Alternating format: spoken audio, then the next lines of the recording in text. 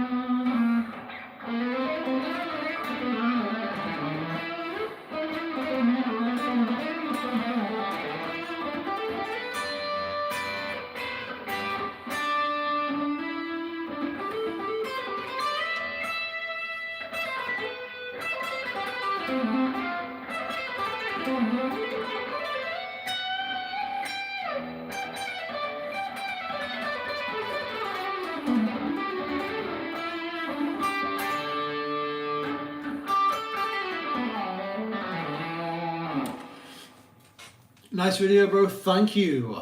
Thank you, my friend. Oh, we got a few kids coming in now. Yes, hello, hello, hello, good people.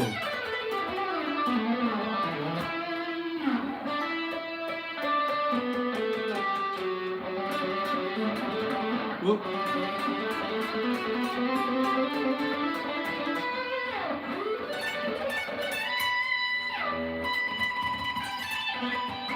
Oh, I'm not warmed up at all for this.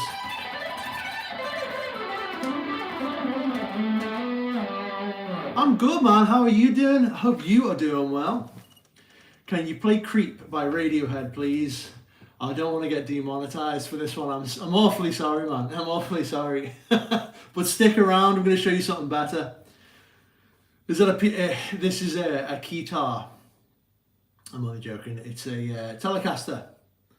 How many guitars do you have? Not that many, man. Not that many. I've at the minute, I've got this one. This is the main guitar that I play, and I have an acoustic guitar. But yeah.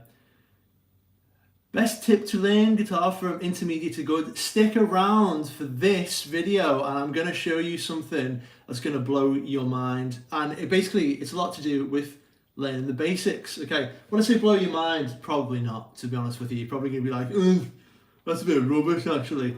But it's super useful. It's going to be really, really good for you. Okay, so stick around.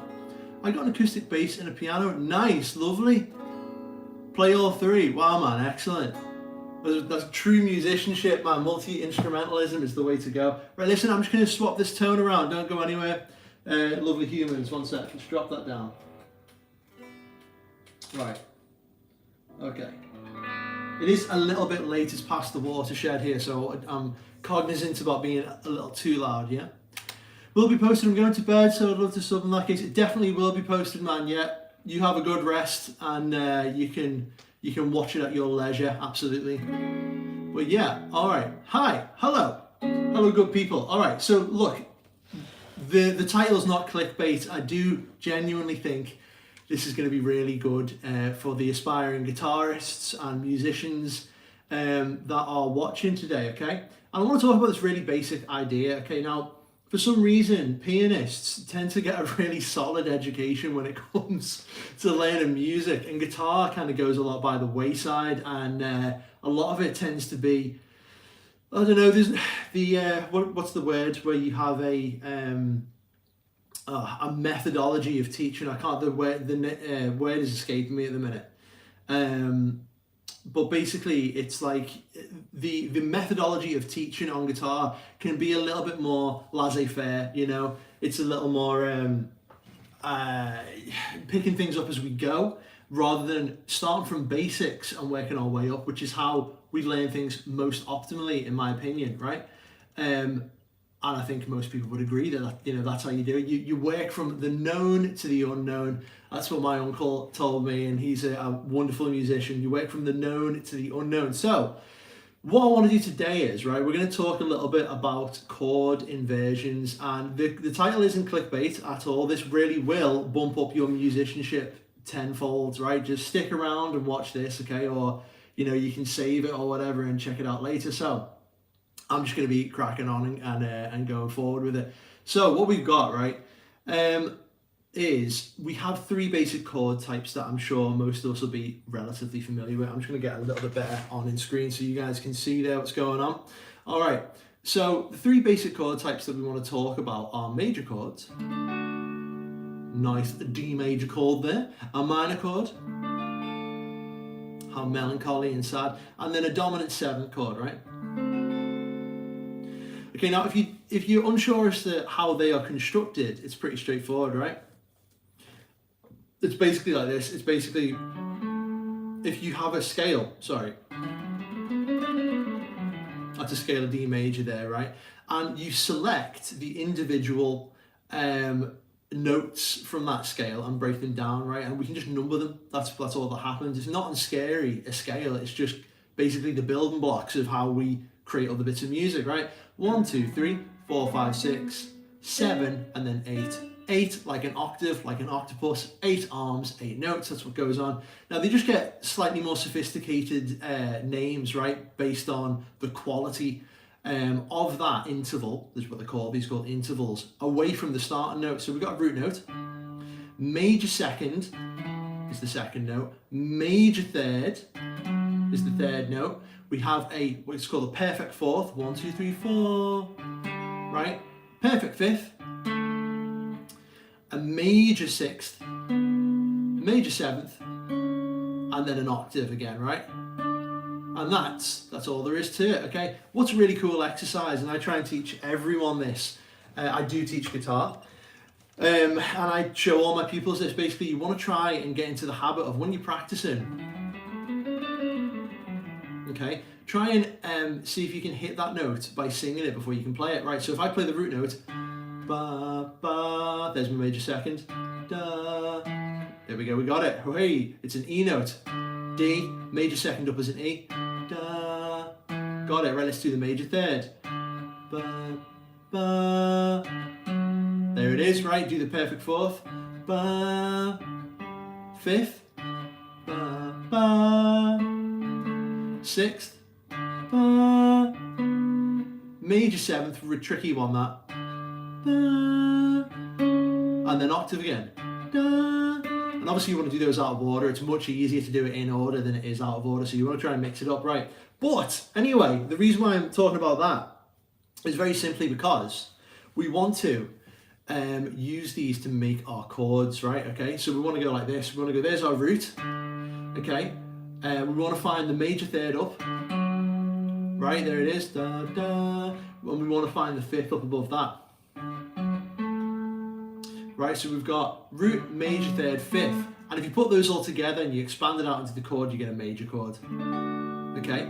If you add in the major seventh, you get a major seventh chord. Ooh, pretty, right? Root, major third, fifth, major seventh. And then all that is on the top there, where my pinky is, so that'll be fret number 7 on the B string. That's just the major third again, repeated the octave up, okay? Sometimes called a 10th. So that's how we make a major chord or a major seventh chord, is what we're going to be talking about today.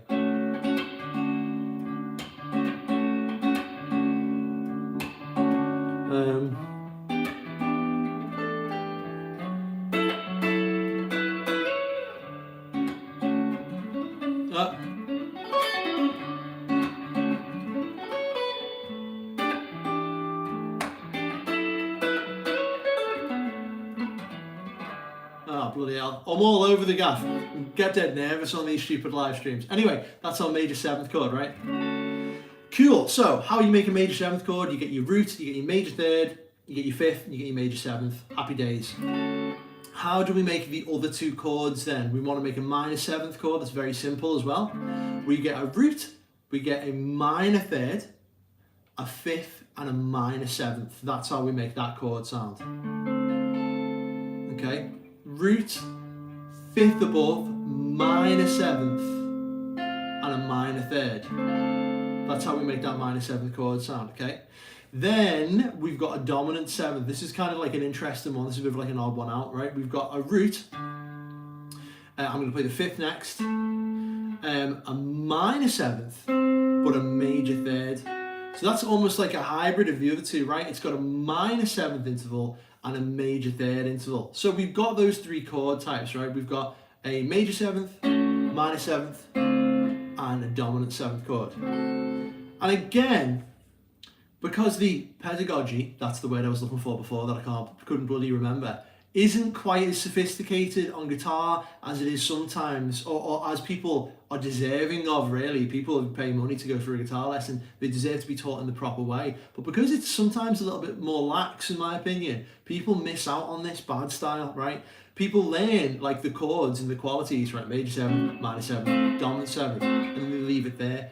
There's no way that would happen on a piano. What would happen on a piano is your pianist teacher would sit you down, your piano teacher, and they'd say, right, that's how you play them in that single position. Now we're going to learn the inversions of them, right? And this is how you open stuff up. This is how you start creating more sophisticated lines in your playing and riffs, and this is how you can kind of comp really nice chords on the fly, and people are like, whoa, what's going on there? It's actually just this simple trick. So let's delve deep, okay? Here's what's going on. We're going to learn the, because most people are probably familiar with these, right? Major 7th, minor 7th, dominant 7th chord sounds. We're going to learn the inversions of each one of them, okay? There's 4 inversions for each one of these because you can build it on every single note that we've got, okay? And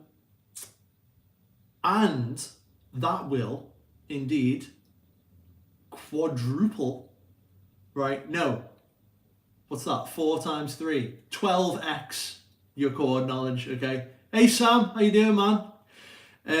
So yeah, that's really, really useful. This is really good stuff, okay? This is super important. So let's talk through it again, okay? This is going to expand your knowledge like massively. It's more than 10x, right? It's like 12x, okay? Check it out. Let's go through the chords, right, and the different inversions of them. So the first one that we'll start with the major 7th chord, okay? Here's where I messed this all up now, and everyone's like, this guy's an idiot, he doesn't know what he's talking about. We got our major 7th, and we're constructing that on the root. All that means is that this is a D major 7th chord, and the lowest note is a D. Sub, thanks man, no problem, my dude, no problem. You have some good rest. Right, oh my god, the chat is completely going crazy. It's like, it's just like I've got random stuff popping off all over the place. Right, there we go, that's a bit better. I think it's fixed itself now. So, major 7th chord shape, okay, that's constructed on the root. Root 5, major 7th, major 3rd, that's how that one's made. Now all we're going to do is we're going to play the exact same bloody notes again, right? But we're going to change the order in which the notes are played. So instead of starting on the root, the next inversion up starts on the 3rd, right? So instead of playing like this, W's in the chat, hell yes, Jogus, let's go. So we got that, right? That's our root, okay? And now we're going to do the same thing, and this is called a first inversion. All we do is we're going to play this here, starting on the major 3rd, right? Because that's the next available interval. So we're going to play it like this. Ooh, that's pretty. Don't tell me that's not a pretty chord, right? And you can even go, wow. Mega, okay? All we're doing there, it's exactly the same chord, we're just changing the way that the notes are played. That's it, it's that simple. Right, so we've got root, 5th, major 7th, major 3rd. Now this is going to go major 3rd, then major 7th, then root, then 5th. Same chord, exactly the same notes, I've just swapped them around, right? First, root chord, first inversion, right? And then it carries on. We're going to start on the 5th. And I think that's the voicing for that one. So that's now your second inversion. We're doing the exact same thing, but we're starting it on the 5th instead of on the major 3rd or the root. So now the order of the notes goes 5th,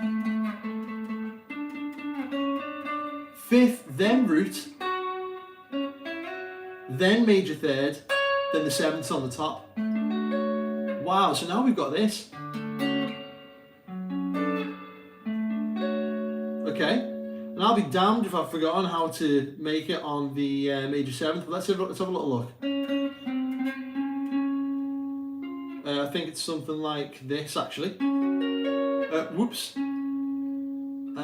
That's it. That's not the best one, that one. Probably you can do with avoiding that one. But still, from the one chord, we now have 4 different voicing options. This is why inversions are so important. Instead of just playing the one chord in the one way, now you've got 4 different ways of playing the same chord. Let's move on to the next one, okay? Let's go on to my favourite one. Let's do minor 7th. I'm sure if anybody plays in a band here, or you're a musician or whatever, there'll be a moment, right, where you're just hanging on. You're just hanging out on a minor 7th chord. Whoops. Right?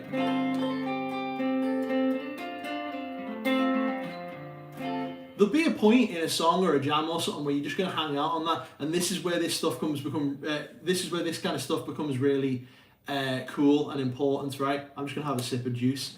I think this juice might be a bit old, guys, so I'm questioning the validity of this juice. I hope I don't get sick from drinking it.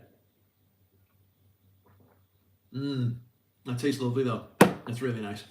So hopefully it's not going to make me critically ill at about 3 a.m. So we've got our minor 7th chord. Now let's look at the inversion to that. This is exactly the same principle. Instead of just constructing it on the root note, we're going to construct it on the other intervals. Let's remind ourselves of the intervals of a minor 7th chord, right? We've got a root, a 5th, minor 7th, minor 3rd, okay? Like that. So, that's our minor 7th chord with its intervals laid out in that orientation. Now what we're going to do is we're going to reconstruct it, right? We're going to do the exact same thing that we did before, but we're just going to start on the next interval up. So the next available interval up for that minor 7th chord is on the minor 3rd, and it sounds like this. This is kind of a funky way of playing it, right? This is a bit like that, right? So that's now going like this. We're going to go minor 3rd, minor 7th, then root, and then the 5th on the top. Okay, so now we've got this. Let's go up to the next one. Woo! It sounds like a whole bloody piece of music by itself.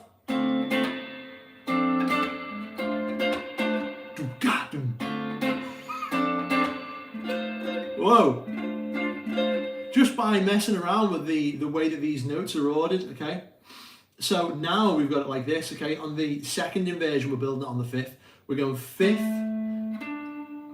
then root, then minor third, then minor seventh. Okay, it's a little out of tune, that. That's nice, okay? So now we've got the root inversion, first inversion, second inversion, and there is indeed a third inversion, which is kind of like this. Okay, that's quite good still. You can use that one, right? So that one goes minor seventh, minor seventh, then minor third, then fifth, and then root on the top. Quite a nice chord, right? So now, let's run through all of them. We've got this one, we've got this one, we've got this one, and we've got this one. Wow. Okay, so now again, right, we took one chord, we've messed around with the notes, we're starting them at different points, but we're using all of the exact same intervals in each one. We're just swapping the order around. And now we have 4 times as many chords. Let's go it again, right? And then, amazing. Okay, again, this is why your inversions are so important. Let's do it for the last chord type, okay, which is our dominant 7th chords, okay? Right. Let me remind myself of how to grab this actually. Yeah, so that one, that one, that one, and then something else.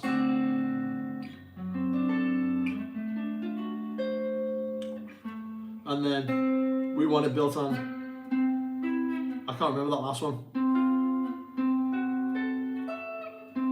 Oh yeah, I can. Yeah, I can. It's like that. Oh my goodness. Right, 4 more chords from the one chord we have. Our root position. So again, let's just remind ourselves of the intervals of the dominant 7th chord, right?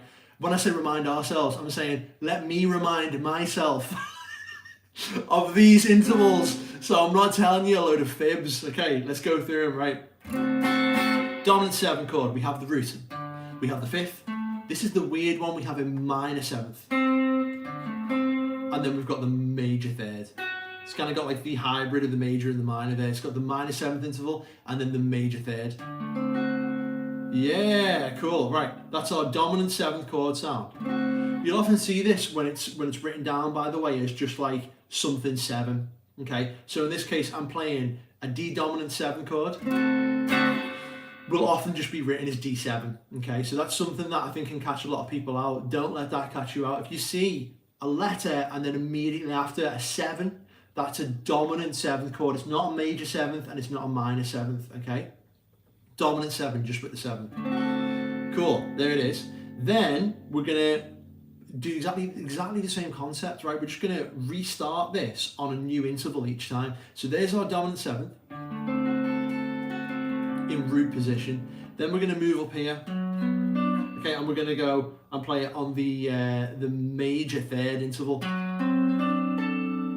Right, and we're going like this. We're going major 3rd, then minor 7th, then root, then 5th. Okay, so we got this now. Cool. Then the next one up is the second inversion. So we had root, first inversion, second inversion. Okay, that's constructed on the 5th. So we got 5th, then root, then the major 3rd, then the flat 7 or the minor 7th on the top. So we've got, there's root, first inversion, second inversion, and then the third inversion built on the 7th is right up here on the neck, okay? So this one goes like this. We've got, let's talk about it in terms of frets as well. If anybody's playing along at home, go grab your guitar, come and learn this with me now. Grab your guitar and come and learn now. Come on, this is gonna be good. This is gonna be fun. It's fun to learn new things. Come on, this is awesome.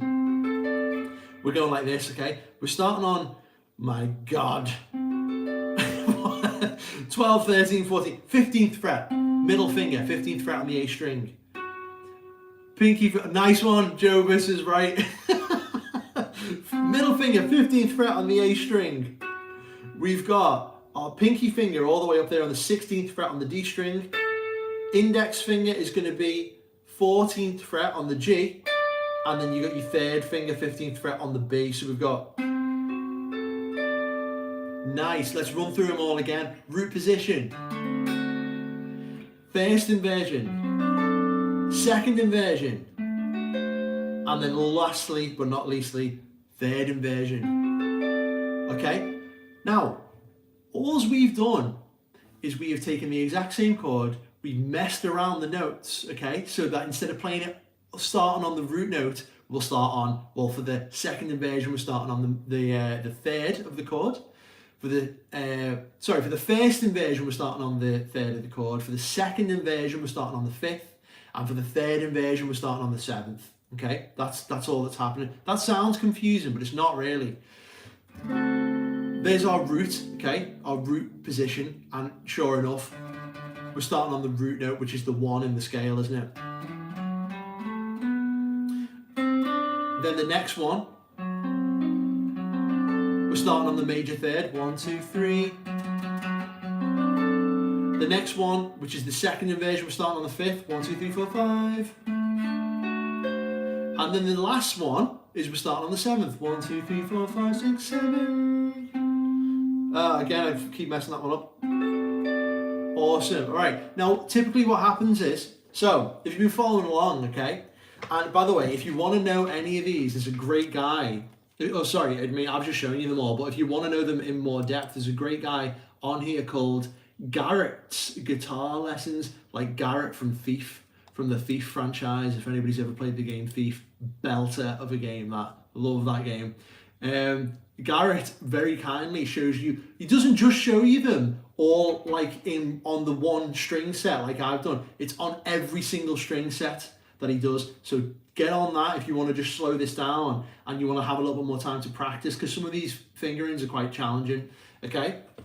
So I would, Garrett's Guitar Lessons, he shows you all the inversions of minor 7ths, major 7ths and dominant 7ths. You can just search those on YouTube. So massive shout out to that guy, what an absolute hero. And just super, like, people want to know how to get good on guitar. You have focused, deliberate practice like this, okay? You don't just pick it up and start noodling, right? Because anyone can do that. I was doing that at the start, right? Even though I was a bit shoddy because I'm a bit crap on guitar sometimes, but anybody can pick a guitar up and noodle, right? That's not how you actually develop your skill set on something. To actually become really proficient, you have to dedicate it in a specific target, right? That's what we're doing right now. We're saying, okay, what do we know? We're starting from what we knew, which is our, like, you know, hopefully we all know our major 7ths, minor 7ths, dominant 7ths, and we're saying how to invert each one of those chords so we get loads more out. We're squeezing as much out of the practice as possible. How long have I been going on here for? Does it say?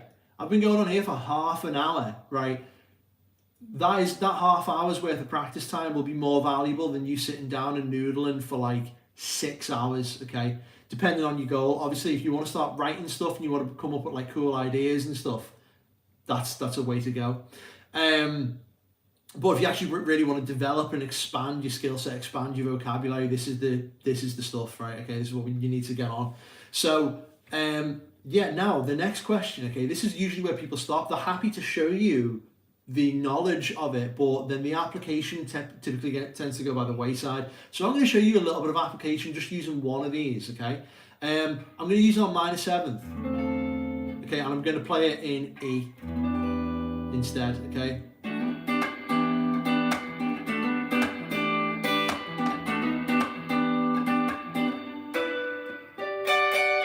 Okay, doing there, right?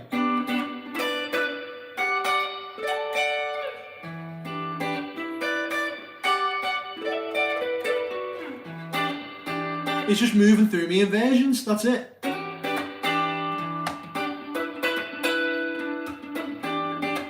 Right?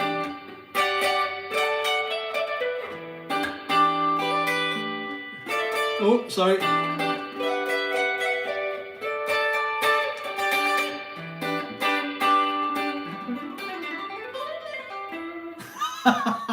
Nearly.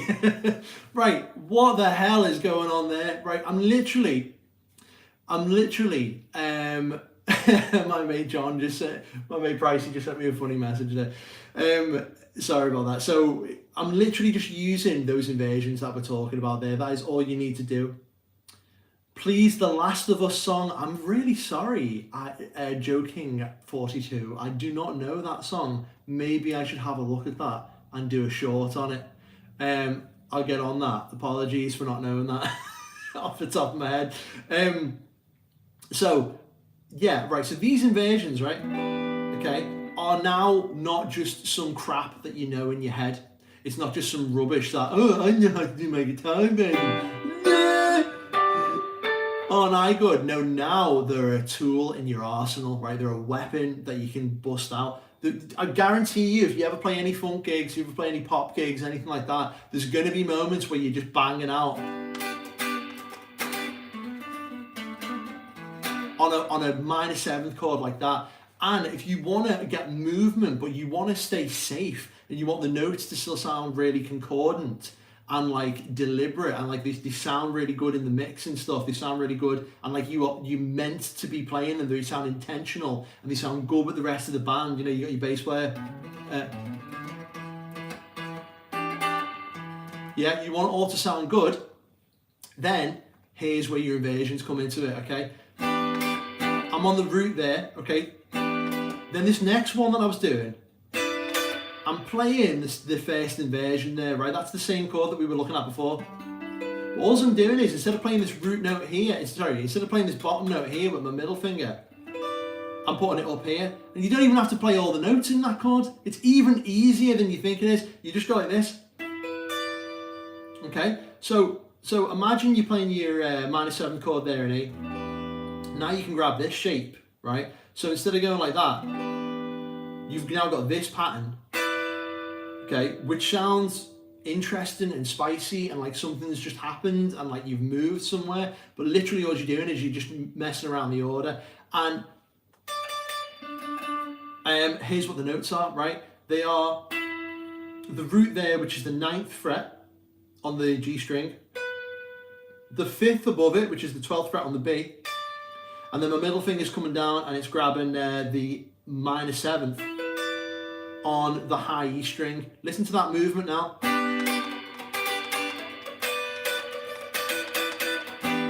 Sounds like I'm doing some crazy stuff and like I know what I'm doing. All I'm doing is I'm playing the next inversion up, that's it. Hi Joe King 42. Let's go again, right? Let's go again. Let's move up into the second inversion. So root, first inversion. Let's go into that second inversion. What's going on there? It's exactly the same. It's exactly the same concept. I haven't changed any of what I'm doing. I'm just playing the exact same notes in a slightly different order so that they're now taking the form of the second inversion on the chord. Right? And again, I'm taking loads of liberties. I'm actually ignoring loads of the notes here. So now this next shape looks like this. Index finger down, 12th fret on the G. Pinky finger down, what would that be? 15th fret on the B. And then 3rd finger down, which is going to be 14th fret on your high E string, right? Okay. Anybody who's observant will know that looks like a little miniature D shape, right? From when you're playing your D chord there. It looks awfully similar to that. In fact, two of the notes are exactly the same. Could I get away with just playing that? Let's listen for ourselves, right? I definitely can. In fact, it sounds really beautiful. So what's going on there? So now I'm not just playing the inversion. Okay, I'm not strictly just playing the notes from the second inversion of the chord. I'm taking a little bit of liberty and I'm adding this note in it. which is actually the fourth in it. You've always got to be careful with the fourth, but you might get away with that because sometimes it can have a little bit of a rub on it. It can sound a little bit fruity, right? But I think you'll get away with that on that chord. Let's have a listen. Oh yeah, that sounds banging. That sounds like I've been playing funk with Nile Rodgers my whole life, right? And all I'm doing is I'm playing the same chord, but I'm changing the notes around. So, root position, first inversion, oops, second inversion, okay? And there we have it. We've got like, those would be the notes from the first inversion. Again, that's another cheat. Imagine you playing that chord, right? Now just take the notes, you're going to put your pinky finger down up here to play the minor seventh on the top. So now those look like this. They look like index finger 9th fret, sorry, index finger 7th fret on the G, middle finger goes 8th fret on the B, pinky finger goes 10th fret on the high E. Right, so that's just that chord. I'm not doing anything crazy there at all. I'm just, instead of playing, I'm literally playing minor 7th, minor 7th, minor 3rd, minor 7th again. I'm going to move that shape and it works up here. That's just through a little bit of exploring with these inversions. That's all that's going on there. Let's have a look at what we've got now. We've got this as an option. We've got this as an option. We've got just that as an option. This is an option. This is an option. This is, that's an option. Let's have another rethink of that one.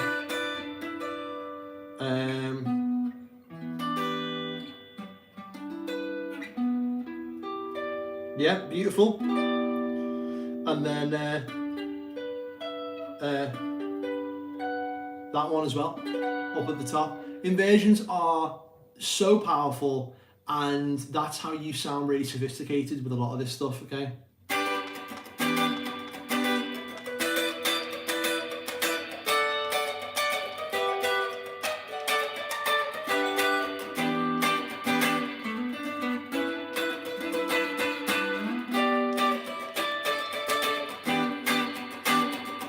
You want to get this in your memory better, practice it out of order, right? So go.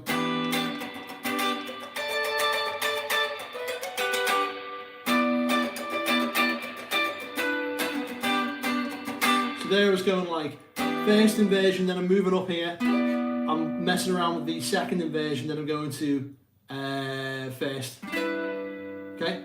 Root. Sorry, I keep calling the root the first inversion, sorry. So root position, then second inversion. Then third, then first inversion, and then we can go to third inversion, which would be like that. Yeah. So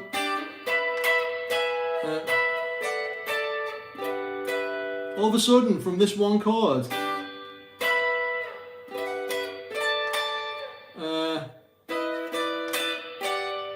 we've got all this crazy crap happening all over the fretboard there. Amazing, absolutely amazing. An artist you think everyone should listen to at least once. Okay. And wants me to put a sticker on. I'm going to put this sticker on just for a laugh. A song that always calms you down. I don't know what the hell I'm doing here. This is completely interrupting the flow of the live stream. What's going on here? No, I don't want to do that. Go away. Okay. Just with using those basic, like, you know, rearranging skills of the notes there, all these different chord shapes start opening up for you. This is so powerful for your composition.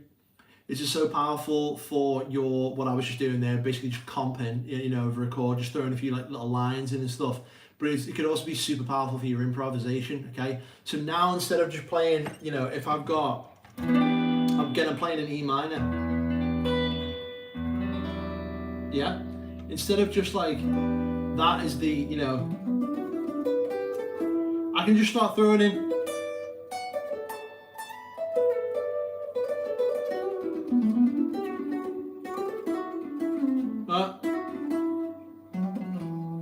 doing there is, again, I'm just picking out some of the notes, the intervals that I know, and you can connect them with other ones, other friendly intervals that are in there, besides the root, the minor third in this case, the fifth, and the minor seventh in this case. You can throw the ninth in, right? So I've got root, that would be the ninth of the major second, then there's the minor third, there's the fifth, there's the minor seventh, and then I went like that.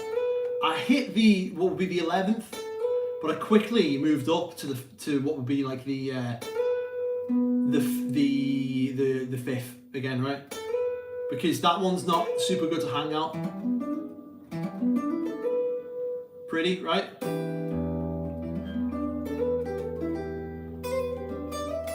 Okay. A lot of the time,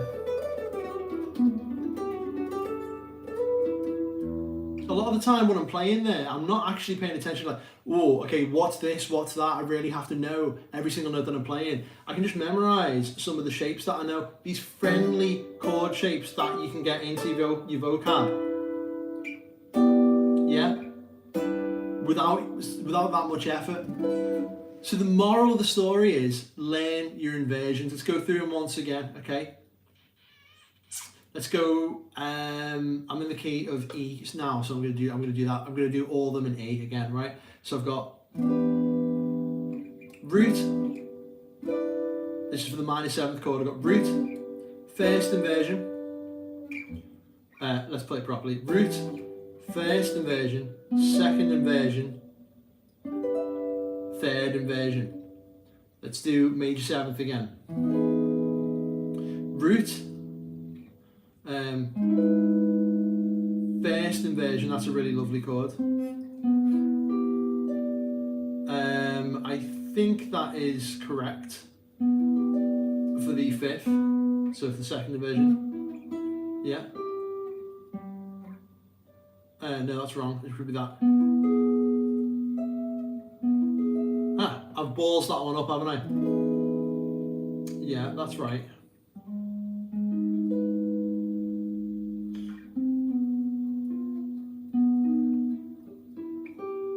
There we go. Let's just check those notes. Yeah. Yeah. No, that's wrong. That can't be right. So it's got to be there. No. There we go. There it is. And then, so then we got root, first inversion, second inversion, root, first, second, and then third would be on the major seventh, which is weird. I don't like that one. Sack that last one off, we don't need him.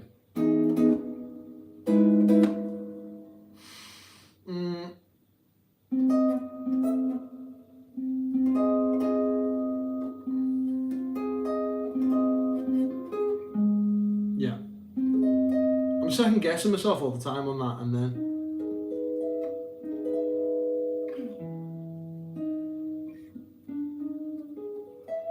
crazy. And last, so that was for your major seventh, and then you got your dominant, haven't you? Root position.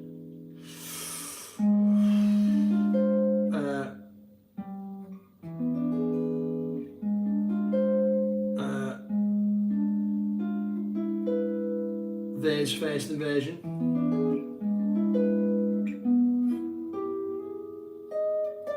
Second inversion. And then, oh God, that's going to be hard to play.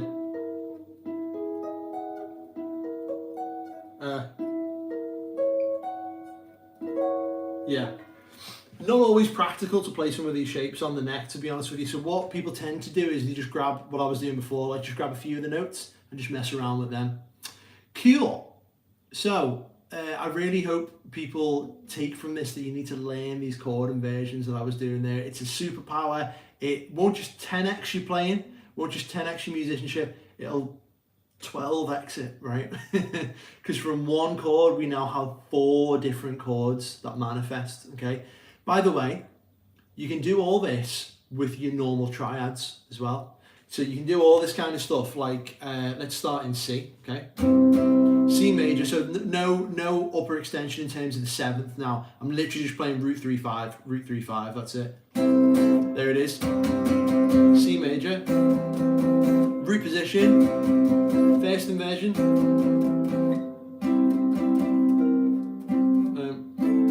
And then with the 5th, right? So second, so you got root, first, second, all the same chord, all function exactly the same. Bloody hell.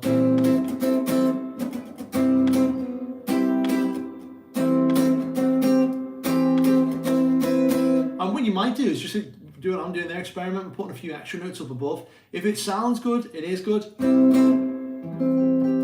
What's that? Right, I'm playing 8th fret on the B string. It's the 5th, that's totally sound. What about that one? Ooh, look at that. That's actually the major 7th, right? Up there again.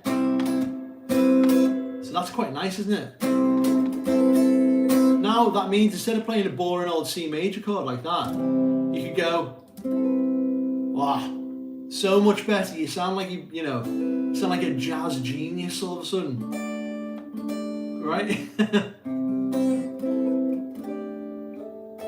Gotta learn these inversions, guys. You gotta learn them. If everything that I was doing here was really, really fast, as I say, Garrett's guitar lessons goes through them in very kind of like microscopic detail. It's very, very good. That it's very important. So yeah, that's basically all I wanted to talk about today. Getting to grips with these inversions, okay?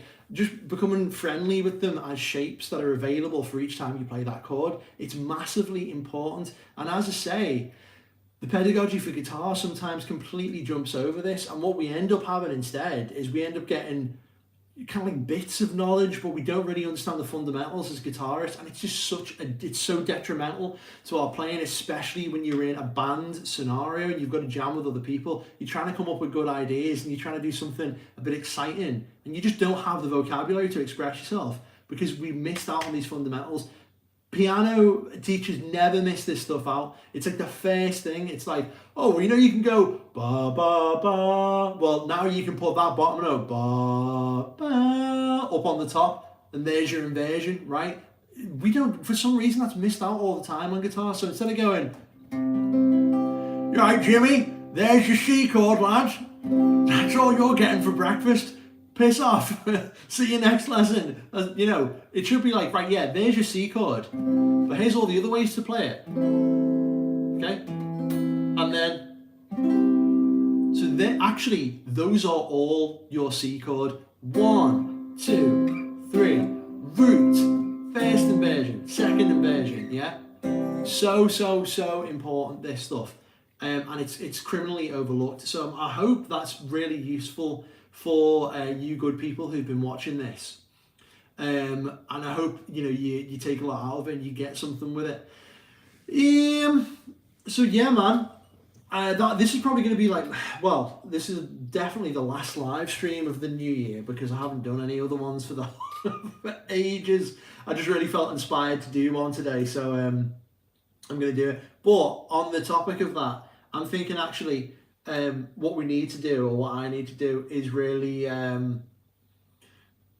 double down now on the YouTube thing. So the reason why I've come to this conclusion is just having a look at the analytics from this channel. I didn't really put that much effort in for the whole of 2025. I could have put a lot more effort in, but I was kind of like caught up in other projects and doing other things and stuff. It seems to me, just by looking at the analytics for this channel, even with my mediocre effort that I put in 2025, the channel grew by 25% just by itself. The year before that, so 23 to 24, this channel grew 50%, right, in terms of viewership. 24 to 25, it's grown a compounding 25% on top of that. And so as a musician, you can often get into these scenarios where it's like, okay, what path do I go down? What route do I follow? Where's where should I focus my energy? And it's become abundantly clear just through raw numbers raw numerical data, then in fact that's where I need to be placing the energy going forward for this kind of stuff. You know, it's probably got legs, and I often like to do this like kind of like thought experiment. If you knew you could do something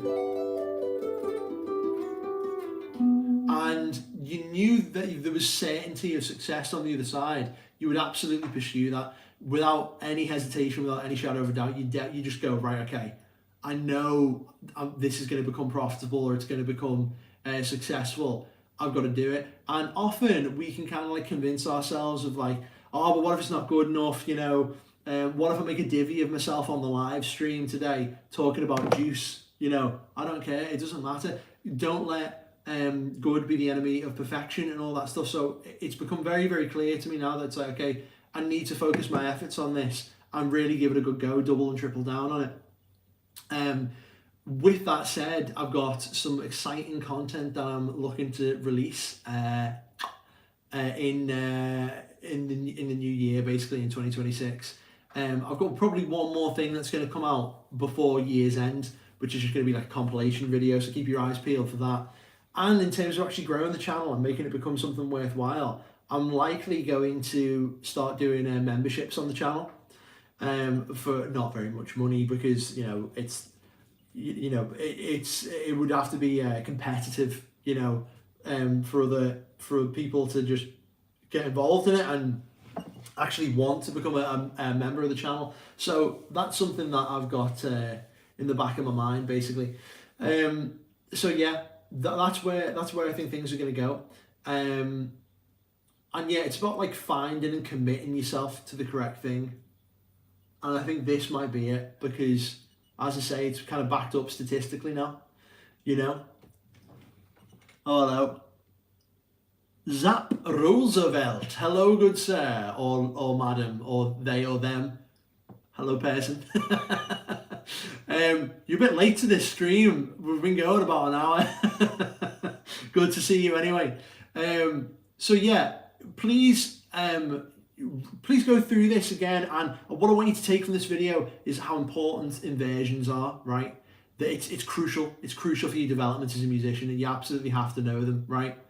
One more time for good luck on that minor seventh one, because that's my favourite one. And then, oh bloody hell, messed that up, didn't I? There they all are. Really pretty.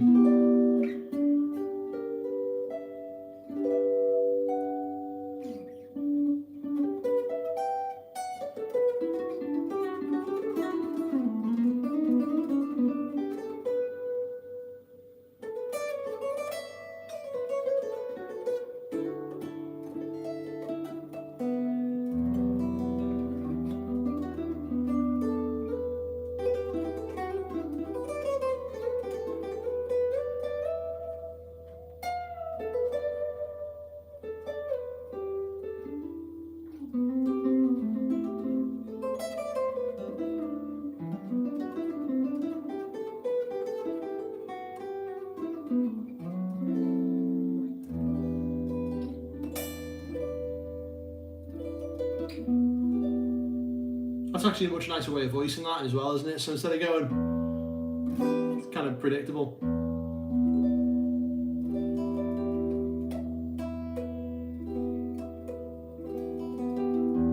Yeah, love that. What am I going between? Oh, what am I going from that voicing? Impressive finger independence. Thank you so much. That's very kind.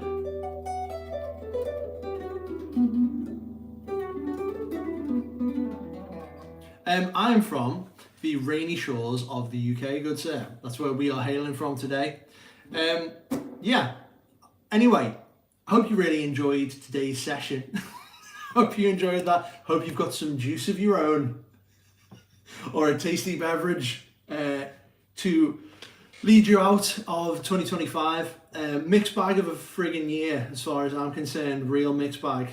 Bit of a pisser at times, to be honest with you, but so yeah, what I wanted to say, just to round this all off, is because I need to do my washing up now. But and I've got to love yous and leave yous. But yeah, my plan is, okay, to consolidate my efforts on this channel rather than kind of like spread myself too thin over about like 50 different projects. You may as well just double down on something. And I think I was watching this really interesting Dr. K video the other day, and he says that people can kind of become paralyzed by thinking, okay, if I've got like, 20 doors open to me, the fear is removed because at any point I can go through any door, right? But what ends up happening is people tend up picking no clear route for their creative outlet, or whatever. It doesn't have to be creative, so it can be like career pathways or anything. People tend to, instead of committing in one direction, they leave all the doors open because they think that that's what will be the greatest long-term comfort. If I never really commit to one direction, I haven't committed to any direction, all the doors are still open to me, and therefore I never really have to try. I never really have to get my fingers burnt or anything like that. Screw all that. What you got to do is you got to just commit to one thing, and then it's through that, I think, digging deep and really really building powerfully in one single united direction, throwing all your weight behind that. That is how, ironically, the other doors remain open. That's how you get all the other things that you wanted to do. If you spread yourself over like 10 projects, 10 different directions, like you just do 10 things crap, right? nothing ends up happening, and it's garbage, right? So not about that life, right? No way. This has clearly yielded the best results for me in terms, just through raw data, just through looking at the analytics on this channel. It's got legs. Why am I not putting my best foot behind it? It's clearly written there in the numerical data, right? That's compounded with that idea, with the 80-20 rule or whatever it's called, like 20% of your efforts yield 80% of your results, right? Not to sound too trite and cliche on that, but that is a truth, and that's something that should be followed. So that's all I wanted to say. I hope you guys have found this fun and enlightening and something different, and I really hope it's going to be useful for you in your own playing.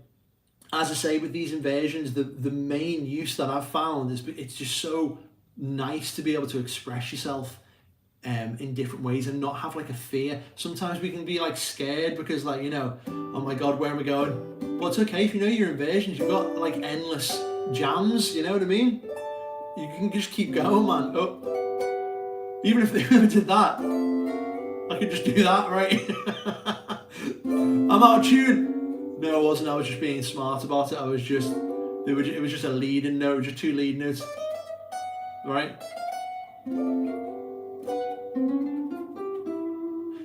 Rock on, amazing. Yeah, laying your inversions, and I probably won't see you now until the new year. So have a lovely time. Got one last question here from my guy's app, my G. What's he saying? Is it a Fender Professional or a vintage? Matey, this is like a hand-me-down from my lovely brother. He gave me this guitar. It's a Mexican Fender. So I don't really know much more about it than that. What does it say? Mexican Fender, Telecaster. It's got a serial number on it. It says MN8151979. You can look that up for me. So yeah, I assume it's kind of like in the vintage realm. I don't really know, to be honest with you. If I'm being truthful about it, I don't really know much about it other than that. But it plays great and it sounds really good. Oh cool, I have a vintage 2 Jazzmaster. I'm thinking of getting a Tele or vintage 2. Nice, man, awesome. Yeah, more guitars, guitar forever, that's what I say. All the guitars. Yeah man, rock and roll. Alright, so lovies and leavies, have a lovely new year. I hope everybody's had a great festive season, and I hope everyone's staying happy and safe and sound out there, obviously. Yeah man, and I'll see everyone in the new year. Thank you so much for checking out this live stream and hanging out with me. And until next time,